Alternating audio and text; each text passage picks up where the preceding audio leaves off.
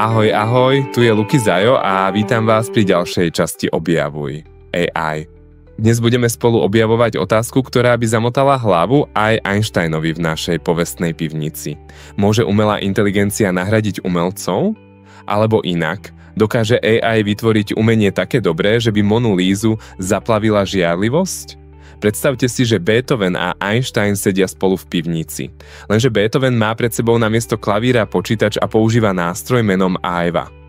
Tento digitálny skladateľ dokáže vytvoriť symfónie tak rýchlo, že Beethoven by si stihol spraviť akurát len prestávku na kávu. Hudba od AI dnes hrá vo filmoch, videohrách a dokonca aj v reklamách.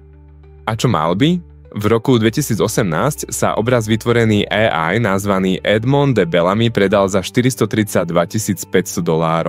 Vytvoril ho algoritmus GAN, čo je vlastne taký umelecký zápas medzi dvoma Einsteinami, jeden kreslí a druhý kritizuje, kým nevznikne niečo naozaj zaujímavé. A teraz literatúra. GPT modely dokážu písať básne, romány, scenáre, no niekedy im chýba, ako to povedať, ľudský dotyk. Predstavte si, že si necháte napísať milostnú báseň a dostanete niečo ako Tvoje oči sú ako 1 a 0, šifrované v algoritme večnej krásy. No, romantické to je, ale myslím, že takúto báseň by som radšej na rande nepoužil. AI však čelí aj veľkej kritike.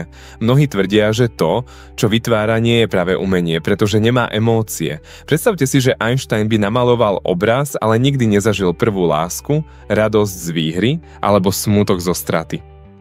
Umelci sa tiež obávajú, že AI zníži hodnotu ich práce.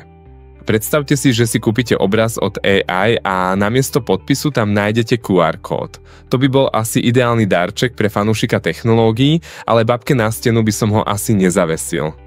Otázka však znie, je AI nástroj alebo konkurent? Pre niektorých je pomocníkom. Predstavte si maliara, ktorý nechá AI navrhnúť kompozíciu, ale finálny štetec drží stále on. Je to ako keby Einstein v pivnici vypočítal presnú trajektóriu vašej lásky a vy už len skočíte na tú správnu loď. Na druhej strane, v komerčnej sfére môže AI ľahko konkurovať ľuďom. Reklamy, jingle, dokonca aj návrhy log. To všetko dokáže AI vytvoriť rýchlo a lacno. Predstavte si, že si objednáte logo a AI vám vráti obrys zajaca s binárnym kódom v pozadí. Originálne? Možno. Použiteľné? To už je otázka. Čo sme teda dnes zistili?